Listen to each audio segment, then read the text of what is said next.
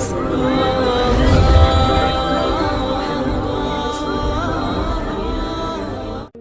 اللہ الرحمن الرحیم۔ السلام علیکم دوستو، حضرت نوح علیہ السلام کا تذکرہ قرآن مجید میں 42 جگہ آیا ہے۔ حضرت آدم علیہ السلام کی اولاد دنیا میں خوب بڑی، آہستہ آہستہ یہ خدا کو بھولتے گئے جس نے انہیں پیدا کیا تھا اور جو ان کا پالنے والا ہے، اور شیطان کے بہکاوے میں آنے لگے جس نے حضرت آدم علیہ السلام کو جنت سے نکلوا دیا تھا۔ شیطان کے بہکاوے میں آ کر وہ لوگ بتوں اور آگ، سورج وغیرہ کی پوجا کرنے لگے اور ایک خدا کے بجائے مٹی اور پتھر کے بہت سے خدا بنا لیے۔ اپنے ہاتھ سے اپنا خدا بناتے اور پھر ان سے مانگتے، حالانکہ یہ مٹی اور پتھر خود اپنے لیے کچھ نہیں کر سکتے تھے تو ان کے لیے کیا کرتے۔ اللہ تعالیٰ جو اپنے بندوں سے بڑی محبت رکھتا ہے، اس کو یہ کبھی گوارا نہیں کہ اس کے بندے شیطان کے بہکاوے میں آ کر اللہ کے علاوہ کسی اور کی عبادت کرنے لگے اور اس کی سزا میں مرنے کے بعد دوزخ میں جلے۔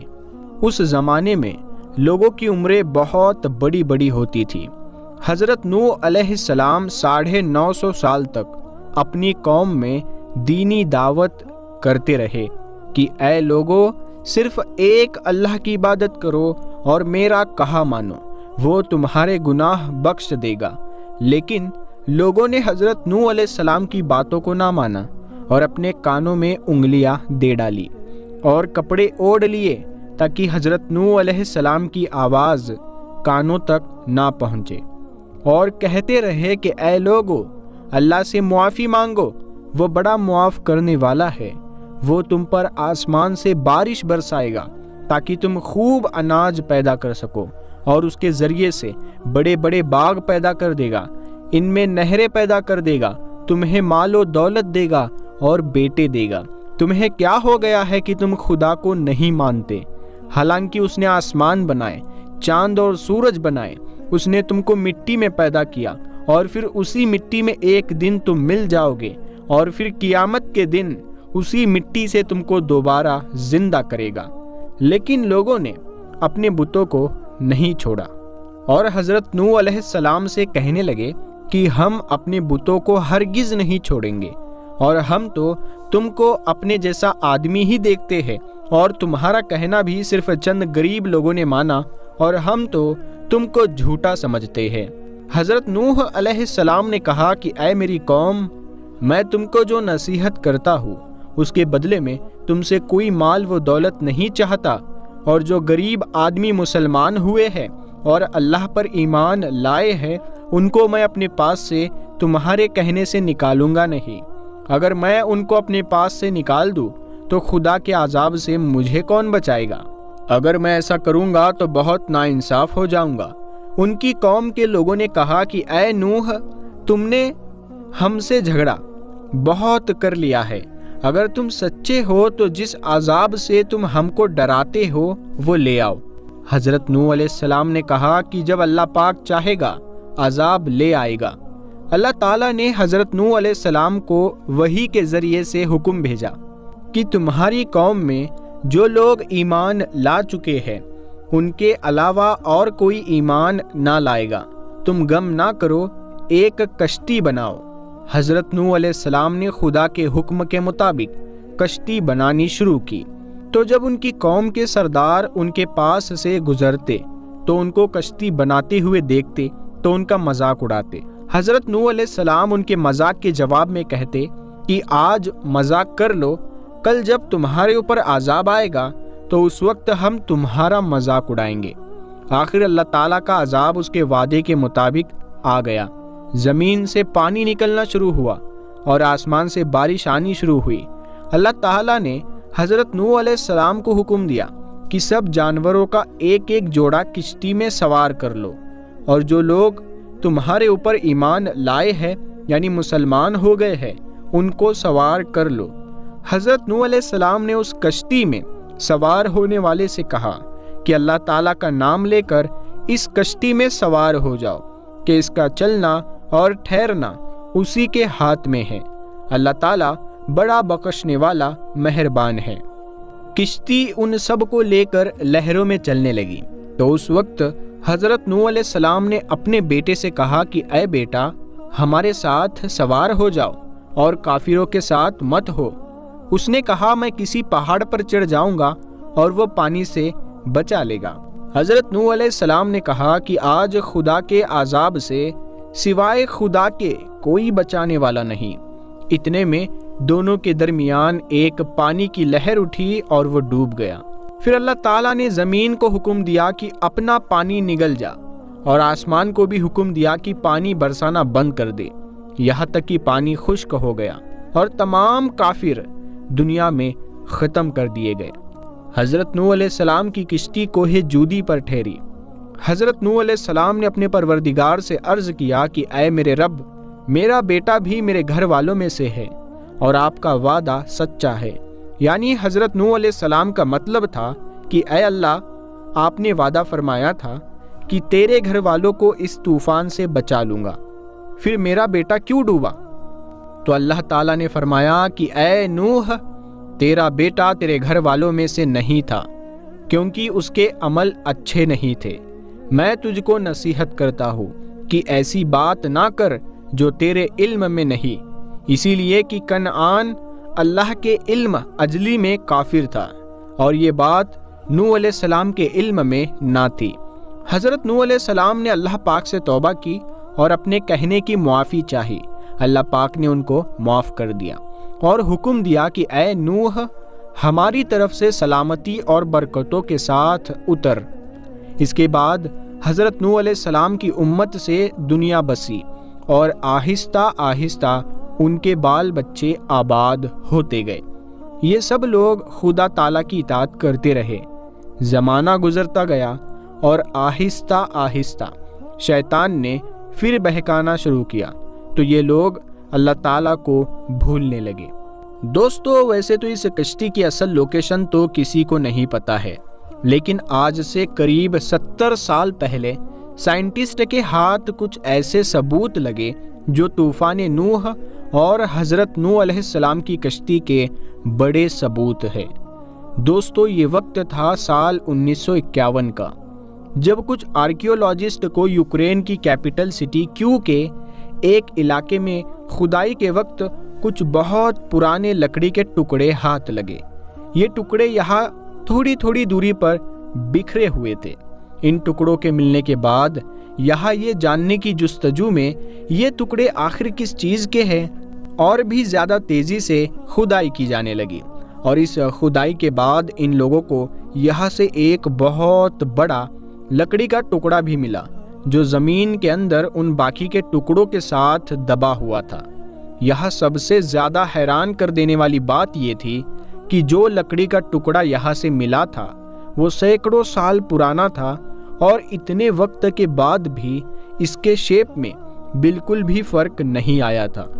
دوستو، ہماری لکڑی اگر پرانی ہو جاتی ہے تو اکثر اس میں دیمک لگ جاتی ہے، لیکن اس لکڑی کے ٹکڑے میں نہ تو دیمک لگی تھی اور نہ ہی اس کا شیپ بدلا تھا۔ اس کے بعد 1952 میں کافی وقت سٹڈی کرنے کے بعد اور قرآن مجید کی کئی ساری آیتوں کو پڑھنے کے بعد سائنٹسٹ اس نتیجے پر پہنچے یہ لکڑی کوئی معمولی لکڑی نہیں ہے، بلکہ یہ لکڑی حضرت نوح علیہ السلام کی کشتی کی ہے۔ ابھی اس پر ریسرچ چل ہی رہی تھی کہ انہوں نے دیکھا کہ ایک لکڑی کے بڑے ٹکڑے کے اوپر کچھ تحریریں لکھی ہوئی ہے جو تختی کے اوپر ابھری ہوئی تھی۔ جب ان تحریروں پر سٹڈی کی گئی تو یہ بات سامنے آئی کہ اس تحریر کو اس زبان میں لکھا گیا ہے جو زبان بہت وقت پہلے تک ہماری زمین پر بولی جاتی تھی، لیکن آج اس کے بارے میں کوئی کچھ نہیں جانتا ہے۔ سال 1953 میں روس کی گورنمنٹ نے اپنے قابل سائنٹسٹوں کو ان تحریروں کو جاننے کا ٹاسک دیا تاکہ لوگ یہ پتہ لگا لے کہ آخر ان تحریروں میں کیا بتایا گیا ہے۔ پورے 8 مہینے سٹڈی کرنے کے بعد یہ بتایا گیا کہ اس تختی کو اس لکڑی سے بنایا گیا تھا جس لکڑی سے حضرت نوح علیہ السلام کی کشتی کو تیار کیا گیا تھا، اور اس تختی کو حضرت نوح علیہ السلام نے طوفان کے آنے سے پہلے اپنی کشتی میں رکھ دیا تھا۔ ایسا اسی لیے کیا گیا تھا تاکہ اس تختی کی برکت کی وجہ سے حضرت نوح علیہ السلام اور وہ کشتی طوفان سے محفوظ رہے۔ اصل میں اس تختی کے اوپر ایک دعا لکھی تھی، جس دعا کے ذریعے یہ کشتی طوفان سے محفوظ رہے۔ اس تختی کی سب سے حیران کر دینے والی بات یہ تھی کہ اس کی لکھائی نہ تو مٹی تھی اور نہ ہی خراب ہوئی تھی۔ لیکن دوستو، ابھی تک آپ سنتے آئے ہوں گے کہ حضرت نوح علیہ السلام کی کشتی طوفان کے بعد ترکی کے ایک پہاڑ پر کھڑی ہوئی تھی۔ پھر کیا وجہ تھی کہ جو اس لکڑی کے ٹکڑے ہزاروں کلومیٹر دور تک یوکرین کے ایک شہر سے دریافت کیے گئے؟ اور اسی وجہ سے کچھ ماہرین کا کہنا ہے کہ یہ لکڑی کے ٹکڑے حضرت نوح علیہ السلام کی کشتی کے نہیں ہیں بلکہ کسی اور چیز کے ہیں۔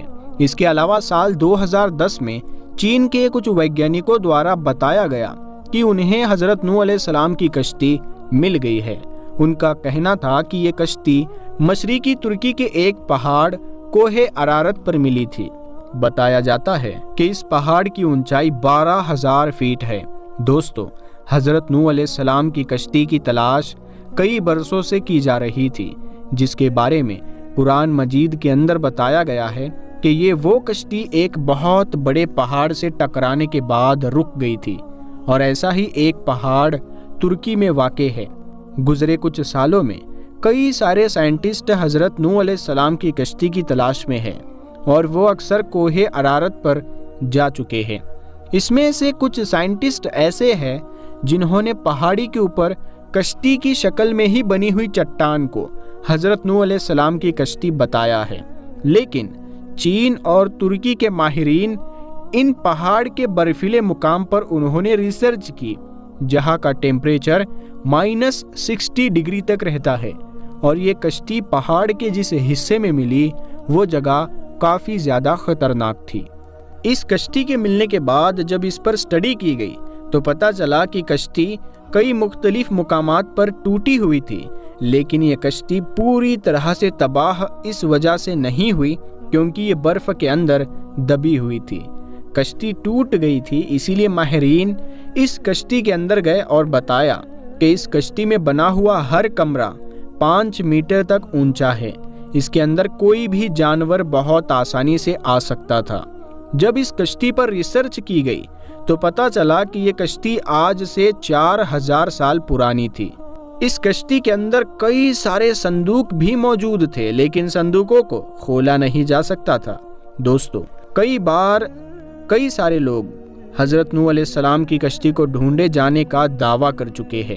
اسی طرح سیکنڈ ورلڈ وار کے دوران لیونارڈو نام کا ایک فوجی جو لڑائی میں حصہ لینے کے لیے عراق گیا تھا، اس سپاہی کو اتہاس میں کافی زیادہ دلچسپی تھی، اسی لیے وہ عراق کے بازار گیا اور الگ الگ طرح کے قدیم زمانے کی چیزیں خریدنی شروع کر دی، اور اس سامان میں ایک قدیم تختی بھی موجود تھی جس پر کسی زبان میں کچھ لکھا تھا، اور جب اس تختی کا ترجمہ کیا گیا تو پتہ چلا اس پر لکھا ہوا تھا کہ جب انسانوں کے گناہ حد سے زیادہ بڑھ گئے تو اللہ انسانوں سے ناراض ہو گیا۔ ان گناہگاروں کو سبق سکھانے کے لیے اللہ نے انہیں پانی میں ڈبونے کا فیصلہ کر لیا، اور فرشتے حضرت نوح علیہ السلام تک اللہ رب العزت کا یہ پیغام پہنچاتے ہیں کہ وہ اللہ کے حکم پر ایک کشتی کو تیار کرے اور اس کشتی میں ان لوگوں کو رکھے جو اللہ پر ایمان رکھتے ہیں، اور ساتھ ہی ساتھ ہر جاندار جانور کے ایک جوڑے کو بھی رکھے۔ اس کے علاوہ اس تختی میں یہ بھی لکھا ہوا تھا، یہ کشتی فٹ بال کے ایک اسٹیڈیم کے برابر تھی، یعنی اتنی بڑی تھی۔ ماہرین کا کہنا تھا یہ کشتی 4000 سال پرانی تھی، یعنی کہ حضرت نوح علیہ السلام سے بھی 2000 سال پہلے کی۔ دوستو، حضرت نوح علیہ السلام کی کشتی سے جڑے ہوئے کئی سارے واقعات پیش آتے رہتے ہیں، لیکن اصل میں یہ کشتی کہاں ہے، یہ کشتی آج کس جگہ موجود ہے، یہ بات اللہ پاک کے سوا کوئی نہیں جانتا ہے۔ باقی سارے جو لوگ، ہزاروں لوگ جو دعویٰ کر چکے ہیں، کیونکہ تمام مذہب کی کتابوں میں حضرت نوح علیہ السلام کا ذکر ملتا ہے، جس میں ایک بہت بڑے مذہب کی کتاب میں بھی اس کا ذکر ملتا ہے، جس کی وجہ سے ویگیانک اکثر نوح علیہ السلام کی کشتی کی تلاش میں لگے رہتے ہیں۔